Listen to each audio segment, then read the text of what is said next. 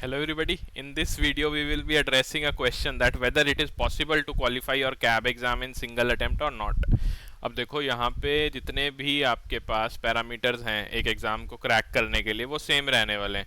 Subject क्या है, आपको नॉलेज कितनी है, बैकग्राउंड क्या है आपका एजुकेशन वाइज, कि आपने पहले वो सब्जेक्ट्स पढ़े या नहीं पढ़े, नंबर ऑफ आवर्स आप कितने पुट इन कर सकते हैं, क्या आप कंसिस्टेंट हैं या नहीं हैं. All these factors will culminate into one thing and will give you an answer that whether you can qualify this exam in one go or not. So let's get started.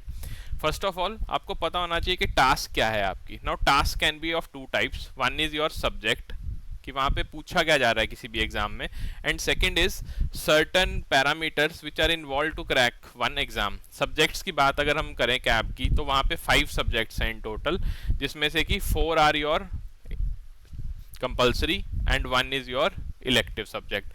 ABM consisting of your 32 chapters, BFM 31 chapters are there. In ABFM we have 25 chapters और BRBL में 34 हैं, but there are sub topics also, so it may lie between, the range will lie between 50 to 60. Okay, फिर उसके बाद आते हैं electives में. Electives are 5 from which you can choose any one. HRM, rural banking, IT, then we have central banking and risk management.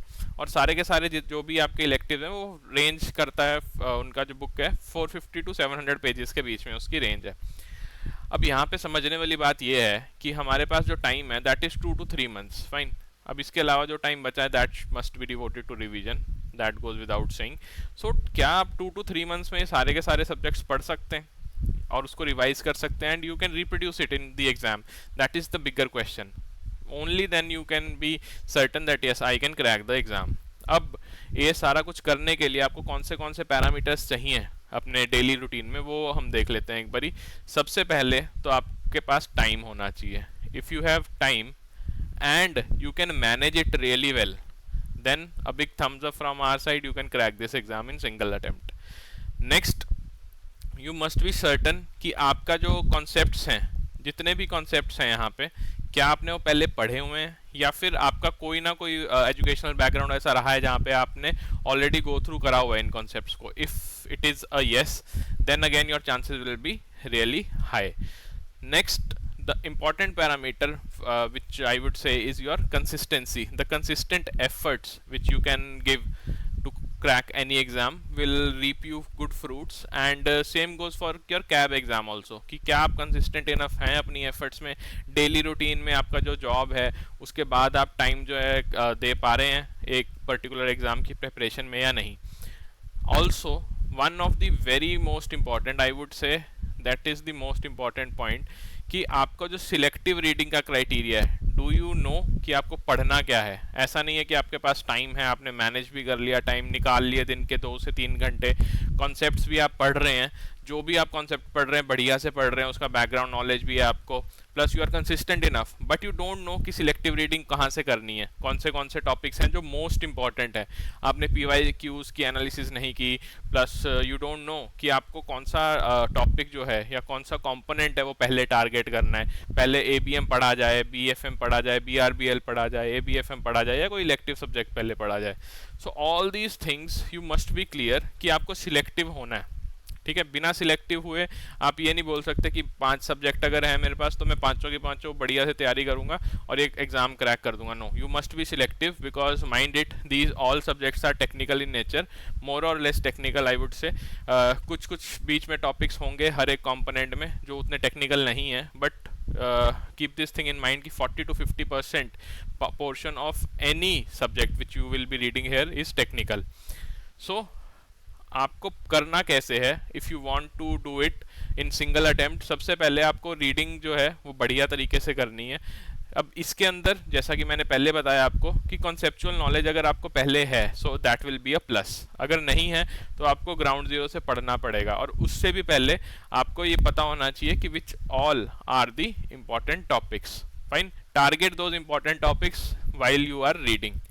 Then make notes, this is very important because अगर notes नहीं बनाए तो आपके पास जो 5 subjects हैं जिनका exam होने वाला, जो 5 एग्ज़ाम्स हैं होने वाले हैं आपके कैब में, उसके अंदर क्या रहेगा कि आपके पास टाइम बहुत कम रहता है. कुछ कुछ तो चलो कंपोनेंट्स हम मान लेते हैं कि 1 वीक के गैप में, but there are certain components जिनका एग्जाम कंसेक्यूटिव डेज पे होता है, एक का आज है, नेक्स्ट का कल होगा.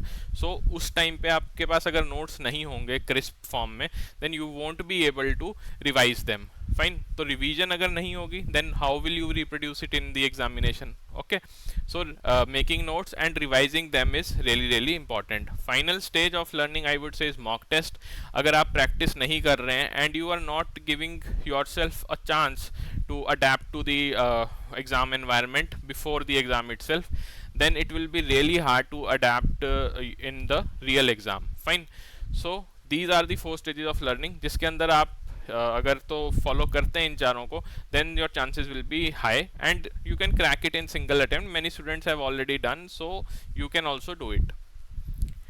For this we have come up with our master course, that is CAP 2024 master course, and here we will be delivering all the 4 compulsory subjects. यहाँ पे आपको comprehensive coverage मिलेगा.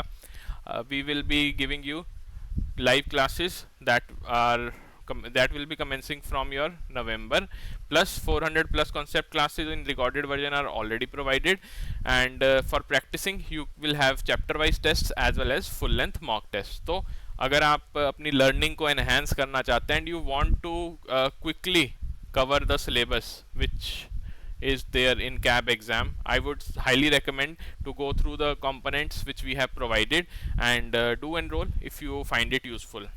अब आते हैं क्वेश्चन पे जो हमने फर्स्ट स्लाइड में देखा था, that whether you can crack this exam in a single attempt or not.